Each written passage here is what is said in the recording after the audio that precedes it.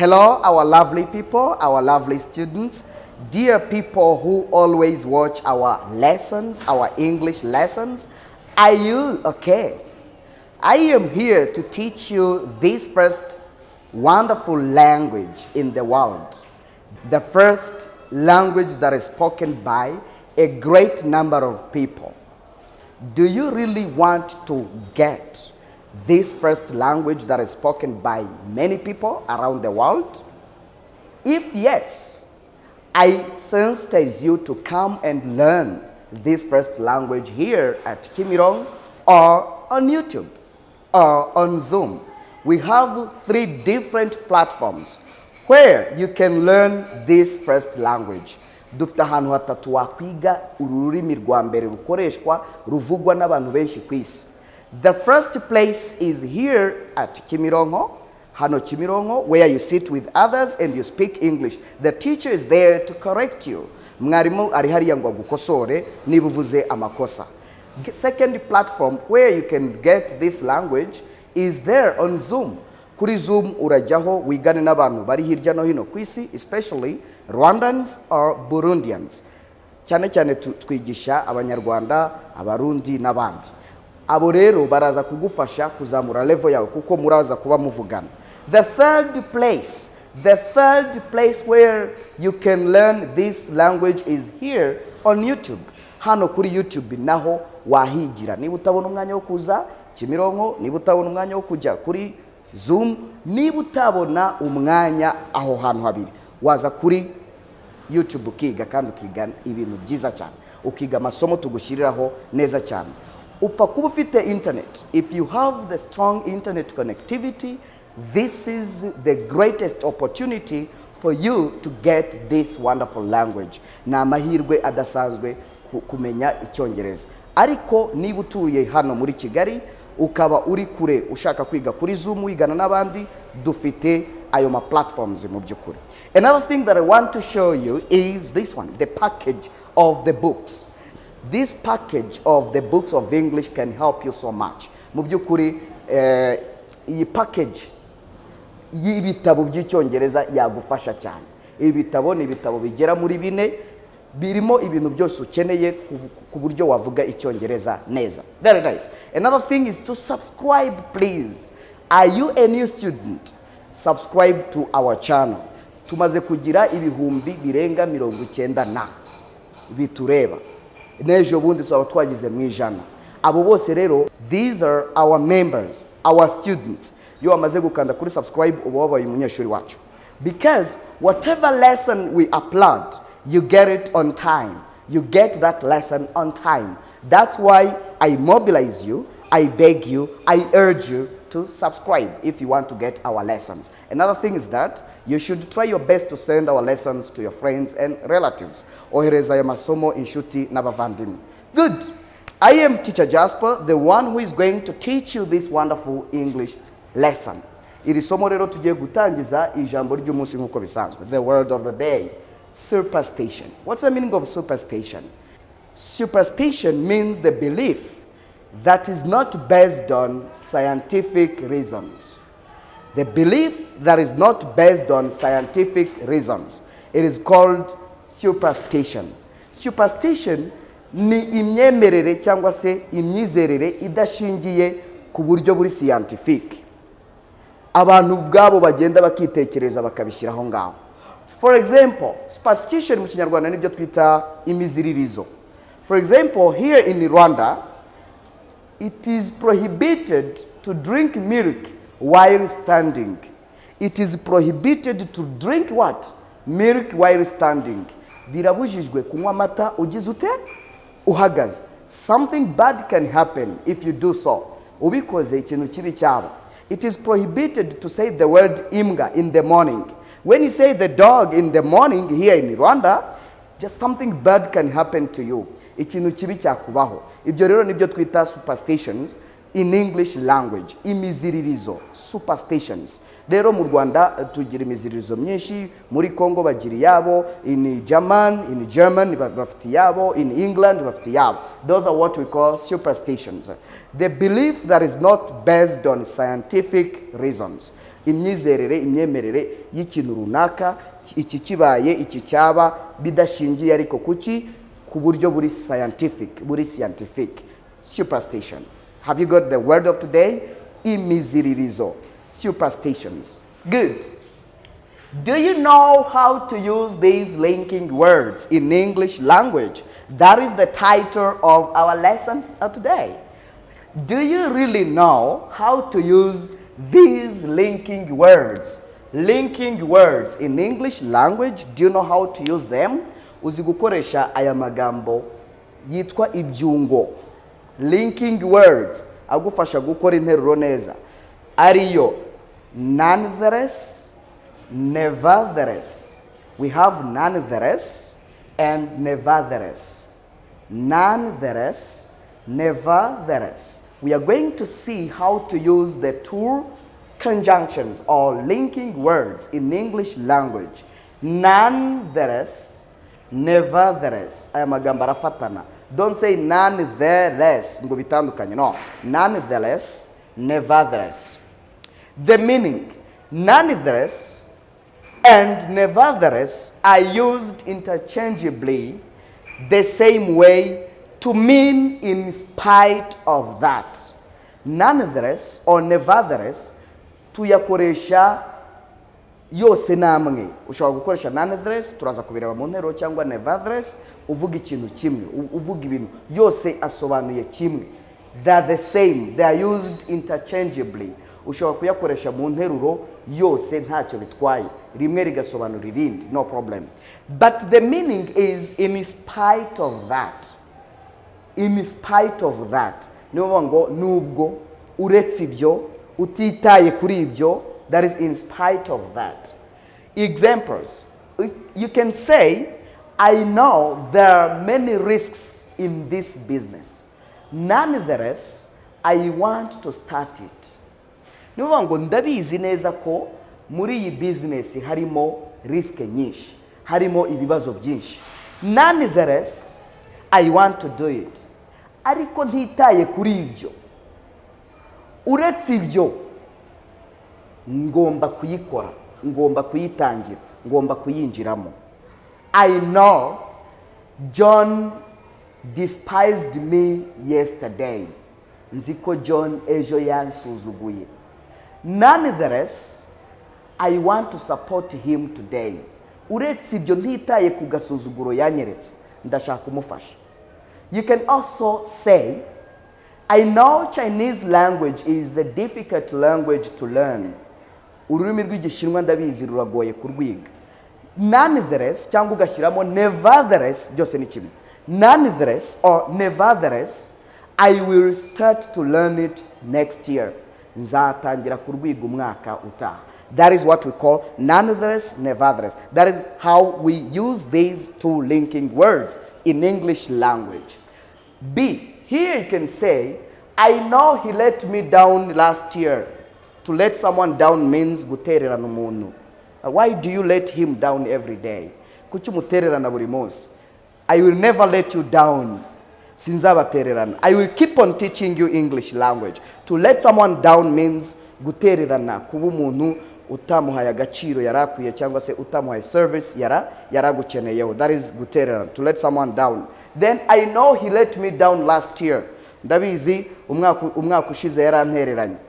Nevertheless, you put R here. Nevertheless, I will support him tomorrow. Ariko ntitaye kuri ibyo, ejo nzamufasha. Nevertheless, ntitaye kuba yarampemukiye, yarantereranye, I will support him tomorrow. Yes. Then here you can also say, I know he let me down last year. Hano hari nevertheless, ushobora kuhashyira nonetheless. No problem. Nonetheless. You can say, nonetheless, I will support him tomorrow. Iki cyungo ushobora gukoresha nevertheless cyangwa ukahashyira nonetheless. Byose bisobanura kimwe. Ntitaye kuri ibyo, uretse ibyo byabaye nzakora ibi ngibi. Uretse ibi ngibi nzakora ibi ngibi. For example, you can say, I know so many people in Rwanda don't like Kiswahili language. Nziko abantu benshi mu gihugu badakunda Igiswahili. Nonetheless, I will keep on teaching them this wonderful language.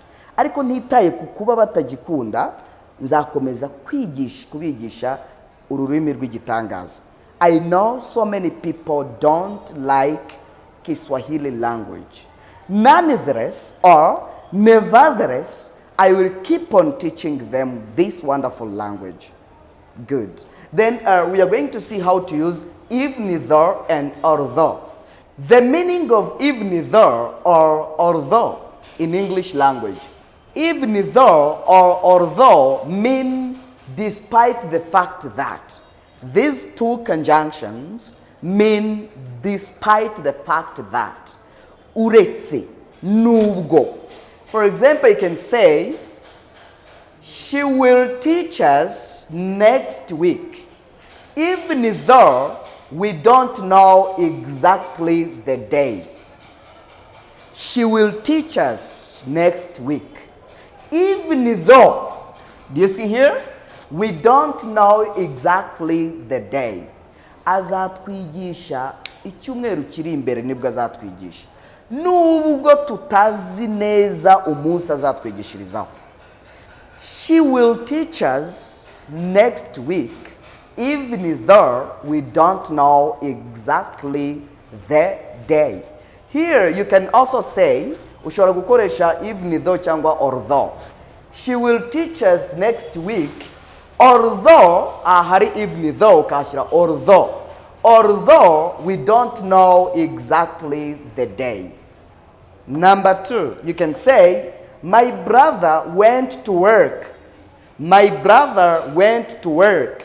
Nivuga ngo umuvandimwe wanje yagiye gukora, although he was not feeling well. Although he was not feeling well. Nubwo atarameze neza, yagiye gukora.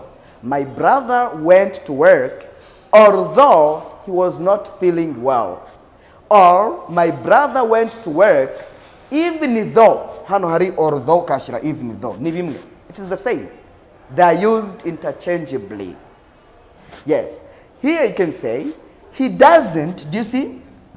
He doesn't have any money. Nta mafaranga na make agira. Even though his parents are rich. Even though his parents are rich. Nubwo ababyeyi be bakize, nta mafaranga na make agira. Ushobora no gutangiza iyi nteruro ukavuga uti, even though his parents are rich, kama, ugashyiramo kama, he doesn't have any money. Even though his parents are rich, he doesn't have any money. Kimwe nuko wavuga uti, you can also say, he doesn't have any money, although, hano hari even though kashira although, biremewe rwose, although his parents are rich. For example, I can also say, I don't have something to eat, even though I come from a rich family. I don't have something to eat, even though I come from a rich family. Nta kintu mfite cyo kurya nubwo nturuka mu muryango ukize. That is an example. Ni urugero ushobora kuvuga utyo. Ushobora kuvuga uti, they don't speak English very well, although they live in England. They don't speak English very well, although they live in England. Ntibavuga icyongereza neza nubwo batuye mu Bwongereza. Do you get it? Very fantastic. I don't know how to speak Kiswahili, although my parents are very good Kiswahili speakers. Ntabwo nzi kuvuga Igiswahili nubwo ababyeyi banje ari abantu bavuga Igiswahili neza cyane. Do you get it? Do you get it? Very fantastic. You can also say, I don't know how to read books or how to read. Sinzi gusoma ibitabo. Although I completed my university studies.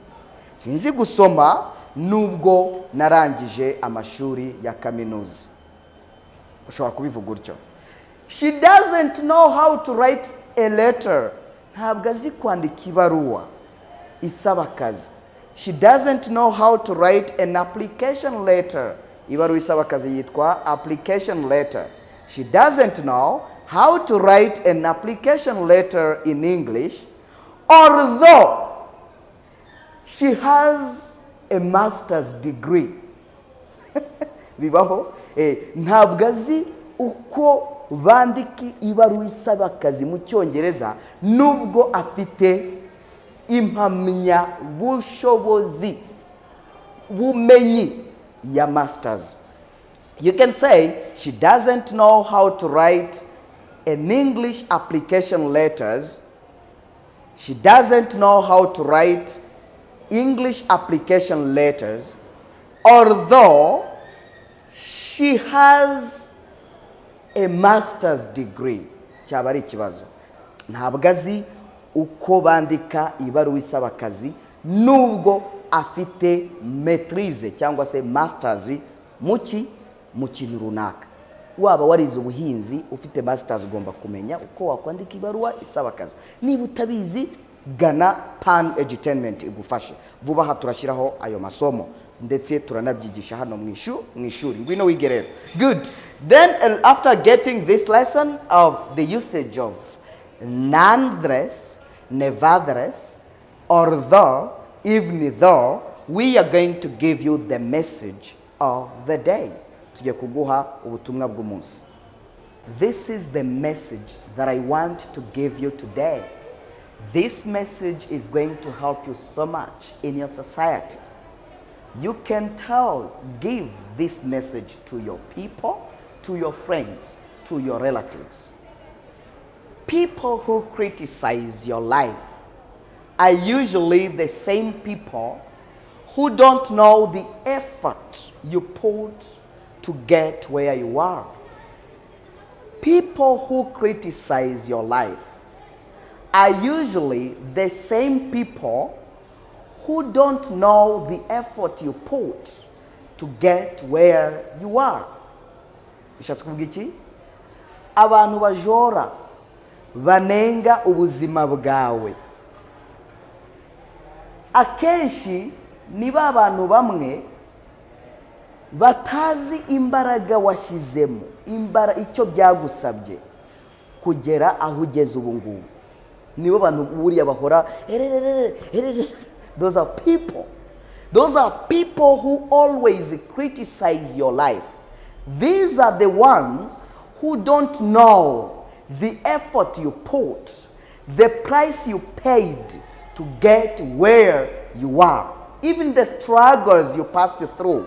Intambara waciyemo, they don't know the struggles you passed through to get where you are. These are the people I am talking about. The ones who criticize your life are the ones who don't know the struggles you passed through, the effort you put to get where you are.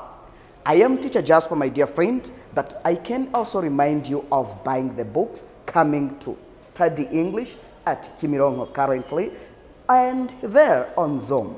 If you have any question or reaction, try to send the SMS there into the comment box or comment section. I am there to reply to your questions or your reactions.